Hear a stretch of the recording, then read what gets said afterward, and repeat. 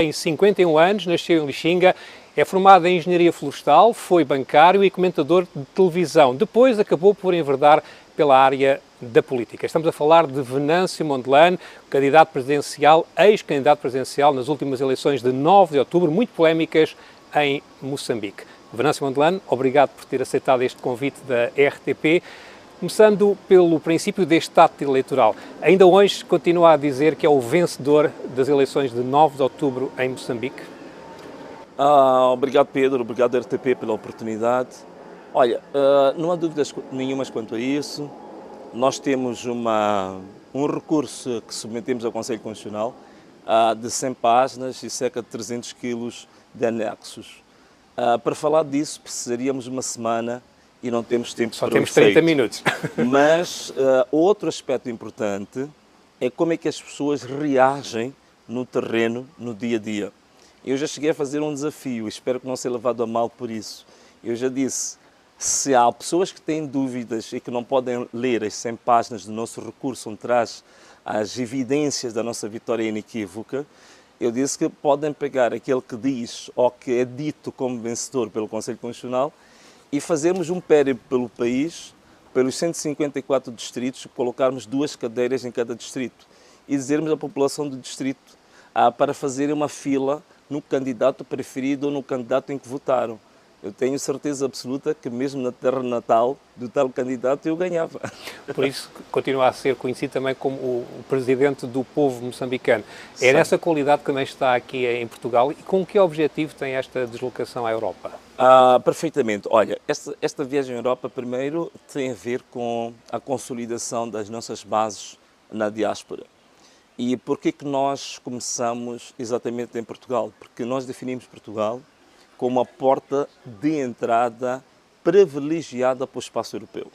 Daqui de Portugal vamos para outros países europeus fazer o mesmo trabalho, que é a consolidação das nossas bases, que é do estreitamento de relações com partidos políticos parlamentares e extraparlamentares do espaço europeu, mas também não só partidos e não só instituições ligadas à política, mas também instituições ligadas à área de direitos humanos, à área da consolidação da democracia e também a parte, se calhar, mais importante, que é nós estreitarmos laços diplomáticos em todo o espaço europeu que nos permitam, nos próximos tempos, fortalecer aquilo que são os 3 eixos de atuação que já definimos para os próximos 3 anos.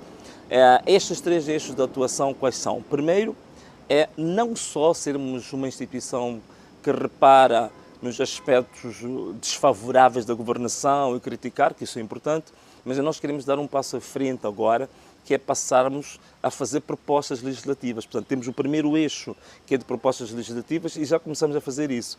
Eu e a minha organização, o nosso projeto político, fomos a primeira instituição em Moçambique que apresentou, antes deste governo, a proposta do Plano de Desenvolvimento dos próximos 5 anos, ou aquilo que em Moçambique é chamado de Plano Quinquenal do Governo.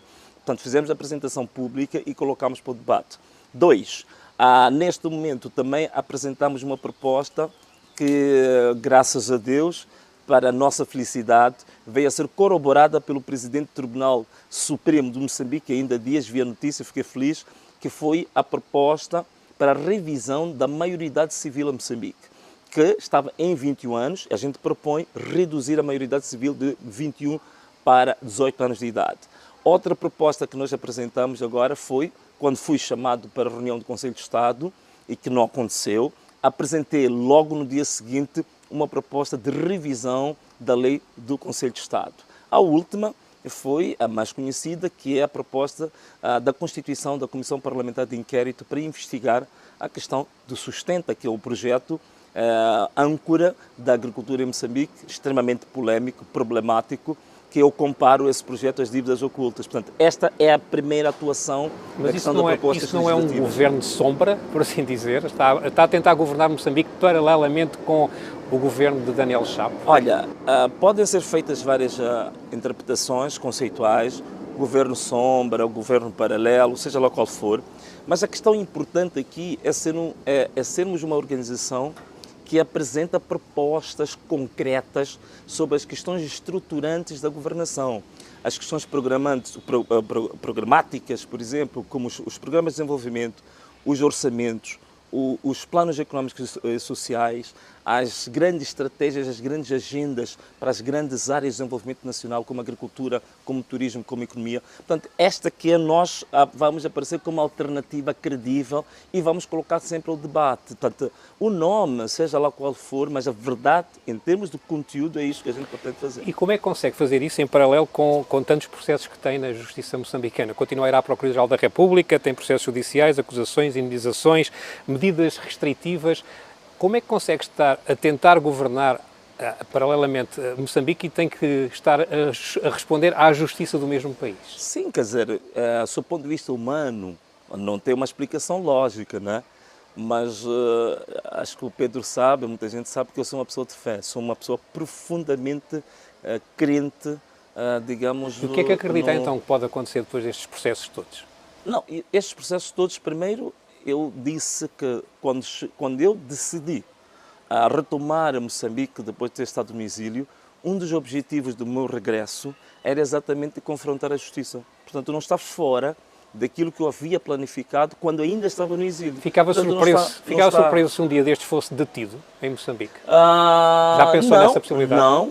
Não ficaria surpreso. Até, para dizer a verdade, alguém já ventilou uma notícia e diz que tem uma informação, digamos, atualizada, confidencial, classificada, de que no meu regresso da Europa já há um mandato de captura para a minha pessoa. Portanto, eu não ficaria surpreendido com isso, mas eu acho que se calhar até seria uma grande ajuda, porque isso havia de me auxiliar a ultrapassar muitas etapas que exigiriam muito suor, muita energia, muito enfado, que uma vez detido eu acho que atravessaria um bypass para atingir níveis políticos muito mais profundos.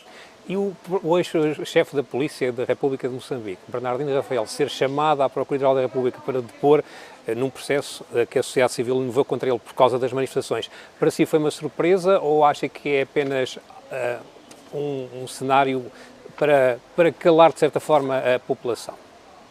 Sim, surpresa, posso dizer que não, mas em certa medida eu sei que há muitos comentários nas redes sociais a desvalorizarem esse fato e penso que é legítimo, por aquilo que é o histórico da atuação da justiça em Moçambique, é legítimo que as pessoas pensem assim.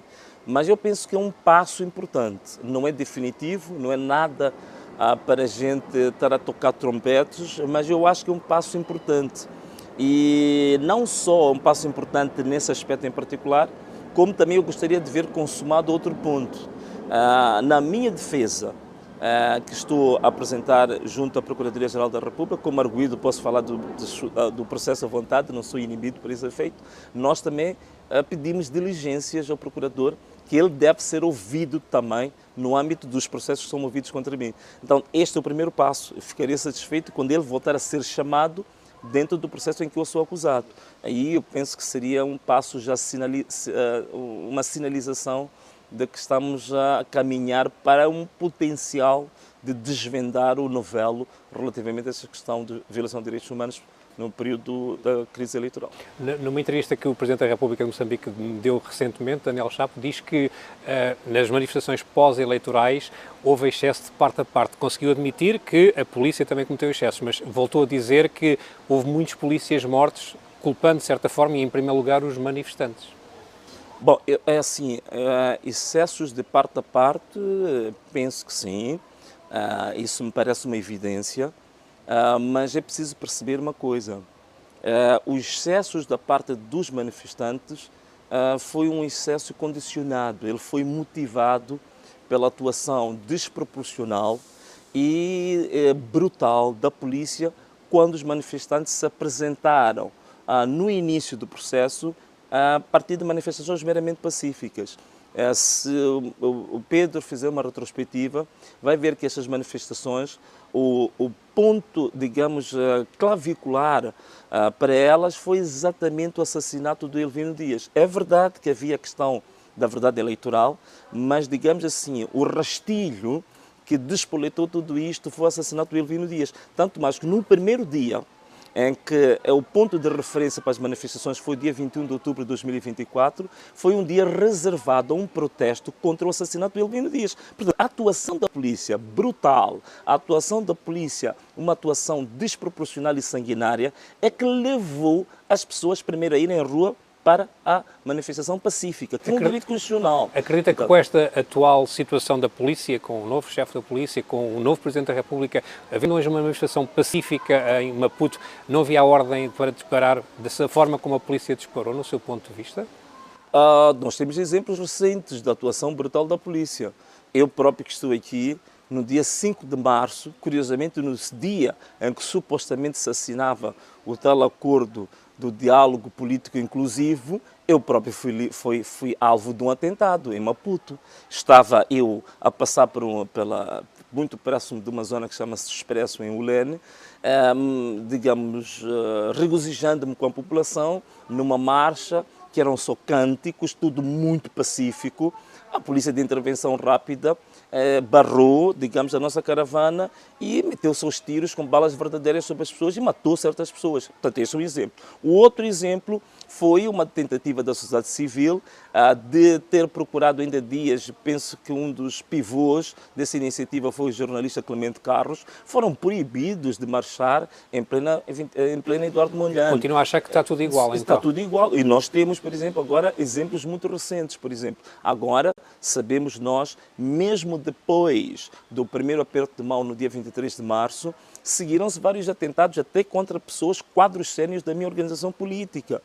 Foi atentado o nosso coordenador da Zambésia, o Xadrec, quase que morria. Depois foi atentado o Joel Amaral, que é muito conhecido, o MC Turvavá, e ainda muito recentemente o nosso mobilizador da juventude da Zambésia também foi atentado contra a sua vida. Portanto, o modus operandi me parece o mesmo. Portanto, não há aqui, digamos assim, sinais, digamos assim, convincentes de que hajam o que o ADN deste regime da Frelimo tenha alterado. Mas a manter-se esse cenário que acabou de traçar, de que a Frelimo não muda o seu modus operandi, pergunto-lhe então porquê é que aceitou se encontrar com Daniel Chapo a 21 de maio na presidência? Por uma razão muito simples. Para eu tirar a conclusão que estou a tirar hoje, eu tinha que tirar a partir de fatos. E esses fatos não podiam ser feitos sem dar oportunidade, dar o benefício da dúvida a quem neste momento está como chefe do governo, está como chefe da Frelimo.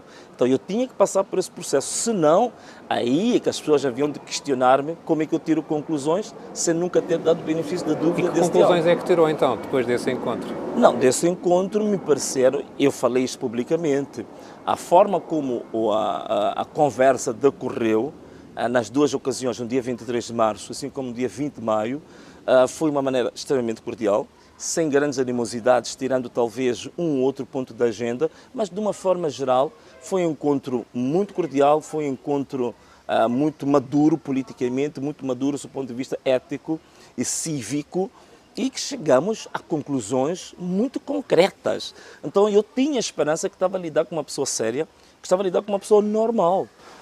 Está a falar do passado, já não acredita assim no presente? Naturalmente, uma das questões foi o que eu disse aqui. Os atentados que ocorreram mesmo depois deste encontro, dos dois encontros que nós tivemos. Dois, os pronunciamentos por ele feitos neste espaço europeu, em Portugal e em Espanha, que para mim são profundamente contraditórios com a postura e a imagem que ele tentou mostrar na mesa do diálogo. E eu cheguei a dizer, inclusivamente, que estava a ver ali indícios muito fortes de um transtorno bipolar ou uma situação de dupla personalidade. Portanto, eu estou perante estes fatos, digamos, com estas grandes interrogações, e me parece, pelo aquilo que estou a ver pelo debate na mídia tradicional e também na mídia digital, tudo indica que isto o espanto não é só de Venâncio, mas toda a sociedade moçambicana está espantada com a forma bipolar com que este presidente ou este chefe do governo tem se, digamos, pronunciado publicamente. Mas este chefe do governo disse-me, na tal entrevista à RTP há uns dias, que ia continuar a querer manter o diálogo com Venâncio Mondlane. A pergunta que lhe faço diretamente é: e Venâncio Mondlane vai querer continuar a dialogar com Daniel Chapo? Eu não tenho problemas nenhuns, e tanto mais que tenho provas concretas de, depois do segundo aperto de mão, no dia 20 de maio, que eu próprio, nós trocámos os telefones, eu próprio mandei-lhe, por 2 ocasiões, mensagens sobre aspectos que eu achava que eram críticos. Quer dizer que já está a falar ao telefone com o Daniel Chapo? Já falam um com o outro diretamente? Eu enviei 2 mensagens para ele. E a resposta? Ele não respondeu a nenhuma delas. E nessas 2 mensagens que eu enviei para ele, eu até disse, eu apresentei a questão que estava em causa e depois eu disse que eu preferia, se ele não se importasse, se tivesse disponibilidade, que nós pudéssemos conversar, pudéssemos falar sobre os aspectos apresentados. Não respondeu a nenhuma das 2 mensagens que eu enviei para ele. Portanto, da minha parte, eu tenho provas mais do que evidentes de que nós queremos continuar com este espaço do diálogo, nós queremos continuar a busca de um clima de verdadeira reconciliação e de perdão dos moçambicanos, mas não estou a ver isto da contraparte a fazer o mesmo. Eu vejo um discurso de conveniência, vejo um discurso circunstancial e muitas das vezes ajustado às perguntas que os jornalistas fazem no momento, mas não vejo um desejo genuíno, no concreto, no terreno, de operacionalizar e de concretizar essas palavras. Acredita que isso pode não ser motivado só pelo próprio Daniel Chapo, ou por alguém, ou pelo próprio aparelho partido que está por trás dele? Bom, se ele tem problemas de falta de autoridade no seu partido, isso é um problema que ele tem que resolver com o seu partido.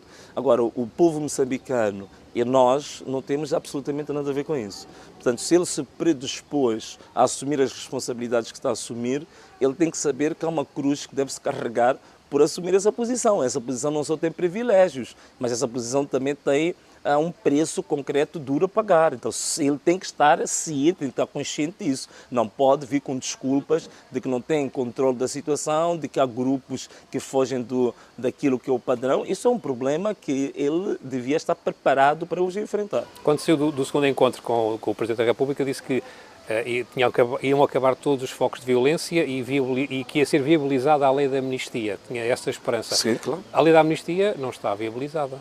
Não, para mim é uma coisa espantosa, não é? Porque esta questão, relativamente às pessoas que estão detidas, foi objeto de 2 momentos diferenciados. Foi a agenda do primeiro encontro no dia 23 de março e foi a agenda em termos de reforçar o nosso entendimento sobre isso no dia 20 de maio. E nunca houve dúvidas sobre isso. Eu ainda me recordo, até da parte dele, de algumas palavras que ele usou, que diz que eu concordo consigo, porque quem apresentou essa agenda fui eu. Eu que apresentei esta questão. Ele recorda das palavras dele quando ele dizia que sim, que ele estava de acordo, porque havia, de fato, muitos jovens que até de forma inocente, não é? Que estiveram nas manifestações, que foram parar a cadeia, foram detidos, foram por aí. Portanto, ele estava totalmente, digamos assim, consciente e também numa engrenagem relativamente à forma do entendimento dos detidos. E passado estes 2 meses, mais ou menos estes 2 meses após o encontro, tem informação de alguns jovens terem sido libertados? Não, quer dizer, no âmbito do entendimento não tenho conhecimento absolutamente nenhum. Esta questão dos jovens que estão sendo detidos, houve um completo acordo, consenso relativamente a isto. A única questão que estava por ser discutida é se isto podia ser feito por via de um indulto ou então por via da amnistia. Mas isto é um problema técnico.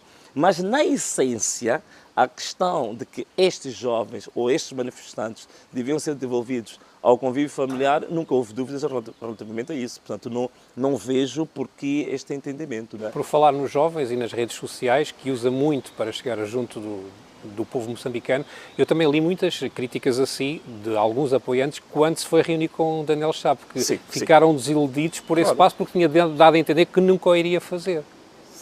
Não, nunca cheguei a dizer que nunca iria fazer esse passo. Pelo contrário, eu estive no dia 9 de janeiro, se for a rever a minha entrevista no aeroporto de Mavalane, este foi o segundo objetivo estratégico que me levou a Moçambique, que era estar disponível para o diálogo, exatamente para alcançarmos a paz e a reconciliação em Moçambique. Portanto, quando eu cheguei a Moçambique, este era o objetivo fundamental. Portanto, em nenhum momento eu fui, digamos, fechei-me em copas relativamente ao diálogo. Não, sempre estive aberto ao diálogo e de qualquer forma, muitos dos seus apoiantes ficaram desiludidos. Por claro, é natural e legítimo que ficassem, por razões que me parecem óbvias. O histórico que nós temos em Moçambique relativamente ao partido de Frelimo é sempre um partido que teve muitas dificuldades em honrar os compromissos e acordos que assina. Então, e por esse histórico, eu acho muito legítimo que as pessoas não creiam que o partido Frelimo possa, digamos assim, repentinamente ter uma postura diferente daquilo que durante 30 anos acostumou os moçambicanos. Portanto, há legitimidade nisso. Mas também, nos últimos tempos, logicamente que esta opinião foi sendo, digamos assim, alterada. A percentagem das pessoas que criticavam, que estavam, digamos assim, desiludidas com o aperto de mão e com o diálogo, foi reduzindo. Tanto mais que as pessoas começaram a ver que a postura do Venâncio não tinha alterado pelo fato de ter apertado a mão de Daniel Chapo. Portanto, que o Venâncio continua o mesmo, o Venâncio continuava a defender os interesses mais nobres da população e o Venâncio continua o homem do povo. Portanto, e as pessoas, quando se aperceberam disto, pelas ações no terreno, pelas minhas palavras, pelos meus posicionamentos, as pessoas de fato mudaram de opinião. Porque outra questão, se me permites, Pedro, as pessoas achavam, como tem historicamente acontecido em Moçambique, as pessoas achavam que eu tivesse recebido algum benefício pessoal, ou material ou financeiro. Mas as pessoas foram vendo, com o tempo, a forma como eu me posicionava, viram claramente que não é possível que alguém que tenha sido corrompido e, ao mesmo tempo, está a apresentar uma proposta de criação de uma comissão parlamentar de inquérito para desvendar um dos maiores escândalos financeiros da atualidade que ele sustenta. Não é possível, não há lógica alguém fazer uma coisa dessa. Então, começou, digamos assim, a ser esclarecida e a venda foi retirada dos olhos das pessoas. Aquelas manifestações violentas, manifestações que aconteceram em Maputo e não só, também teve percepção que não podiam continuar a bem até da própria saúde económica do país? Sim, mas agora só me permites uma coisa, Pedro. Eu acho que este termo de manifestações violentas já por si traz um prejuízo. Porque as manifestações, como elas foram apresentadas, foram manifestações dentro de um quadro constitucional que existe. A Constituição da República... Mas foram violentas. Não interessa saber de culpa de quem, mas acabaram por ser violentas algumas. As manifestações... Morreram quase 400 pessoas, pelo menos. Sim, mas não foram os manifestantes em Moçambique, pelo que eu saiba, eles não têm tendências suicidas. Portanto, eu não conheço nenhum manifestante que se suicidou. Aqui os manifestantes foram assassinados. Aí é que está a questão. As pessoas foram mortas por quem? Foram mortas pela polícia. Não foram manifestantes que mataram manifestantes. Foi a polícia que matou manifestantes. E muitas das ocasiões em que eles foram assassinados, não havia motivos para ser feito. E eu fui uma das pessoas que fiz um périplo e visitei várias pessoas que estavam feridas, pessoas que tinham sido assassinadas, entrevistei famílias e as circunstâncias estão lá bem descritas. E nenhuma delas havia motivos concretos e objetivos para a polícia ter usado balas verdadeiras e assassinar aquelas pessoas. Portanto, os manifestantes não têm tendências suicidas. Os polícias é que assassinaram as pessoas. Aquilo foi um ato de assassinato. E aí é esses polícias e é quem ordenou, que tinha a voz de comando sobre as polícias, sobre a polícia, que tem que ser responsabilizado por isso, não os próprios manifestantes. Foi apoiado pelo Podemos para este ato eleitoral. O Podemos, no entanto, já não o apoia, mas consegue perdoar pelo menos o partido, porque pelos vistos não vai perdoar o líder do partido, o Albino Forquilha? Não, quer dizer, eu pela minha obrigação cristã, eu, mesmo que não quisesse, eu sou obrigado a orar para perdoar. Portanto, eu perdoo a todos eles, quer dizer, tanto o partido assim como o líder do partido, porque, para dizer a verdade, neste momento, a minha visão, os meus objetivos, as minhas prioridades já praticamente são outras, e são tantas. Portanto, nem sequer eu tenho muito tempo para rememorar sobre a questão do Podemos. Portanto, é um assunto passado, eu tenho prioridades, eu tenho uma vastidão de assuntos, objetivos, tenho sonhos, tenho utopias incríveis para Moçambique que até me falta tempo para as concretizar. E também muitos objetivos diferentes. E por falar em tempo, também não temos muito mais tempo, estamos na reta final e eu gostava exatamente de falar disso, do futuro. Ainda sonha um dia ser Presidente da República de Moçambique, não do povo de Moçambique, mas estar na presidência e na Ponta Vermelha como sua residência oficial? Olha, enquanto o povo tiver a convicção, desejo que eu seja, eu penso que não é só um sonho. O que é importante é eu apenas disponibilizar-me para concretizar esse desejo do povo. Os sonhos que eu tenho é um sonho daquilo que eu projeto para Moçambique. Um país mais democrático, com a independência do judiciário, um país em que a gente consiga gerir as riquezas imensas, generosamente dadas por Deus e infinitas, para desenvolver Moçambique e tornar Moçambique aquilo que eu sempre disse, um dos países mais prósperos do mundo, ou entre os 50 países mais prósperos do mundo. Esse é o meu sonho. Agora, a presidência da República é uma questão circunstancial, é uma questão operativa. Portanto, não é uma questão que eu possa dizer que tira-me o sono ou que seja uma grandíssima ambição minha. É uma questão operacional. Tendo poder concedido a um Presidente da República, eu posso concretizar uma série de utopias e sonhos que eu tenho. Nas reformas que se fala que ambas as partes gostavam de fazer, no aparelho do Estado moçambicano e não só, a lei eleitoral era fundamental alterar já para o próximo ato, daqui a 4 anos? Sim, a lei eleitoral é importante, mas há coisas que podem ser feitas de imediato, sem uma revisão digamos, substancial da lei, mas de procedimentos eleitorais. Eu acho que há procedimentos eleitorais que podem ser alterados. Uma delas tem a ver com o apuramento. Na minha opinião, um dos pontos fulcrais para nós mudarmos esse cenário é o apuramento parcial. A minha proposta é que nós façamos um apuramento parcial, que os resultados são publicados em tempo real. A partir através de um processo informatizado? Não é estranho em Moçambique, no século XXI, ainda não haver um processo eleitoral informatizado, com as pessoas a votarem e a saírem na mesma hora os resultados? E há condições para isso. Eu próprio fiz um teste, fiz um projeto piloto na Maputo em 2023, quando me candidatei à presidência do Conselho Municipal de Maputo. Nessa altura eu fiz um projeto piloto que em menos de 24 horas eu apresentei os resultados eleitorais do município de Maputo. Porquê é que isso não acontece? E isso é possível ser feito. Porquê é que e veja não que eu não acontece, tenho grandes recursos, nem financeiros, nem materiais, mas eu consegui fazer isso numa cidade. Porquê é que não acontece no seu Não ponto de acontece vista? por isso simplesmente porque sabem que se isso acontecer, nós vamos ter verdade eleitoral. Se isso acontecer, nós vamos ter justiça eleitoral. Mas é possível, em menos de 24 horas, nós temos os resultados. E temos vários exemplos de países africanos que não precisam de votação eletrónica. Aquela votação usando, digamos, o boletim, o papel, a votação física, é possível ser feito um apuramento cujos resultados são conhecidos em tempo real a partir de um link ligado à Comissão Nacional de Eleições. Isso é possível ser feito, não precisa de grandes investimentos, não precisa de grandes orçamentos, é possível ser feito de forma muito simples. Essa, para mim, é uma das questões fundamentais para que nós terminemos com esse ciclo constante de fraudes em cada ciclo eleitoral. E acabar também com os partidos dentro da própria Comissão Nacional de Eleições? Eu sou a favor de progressivamente nós tornarmos a Comissão Nacional de Eleições profissional.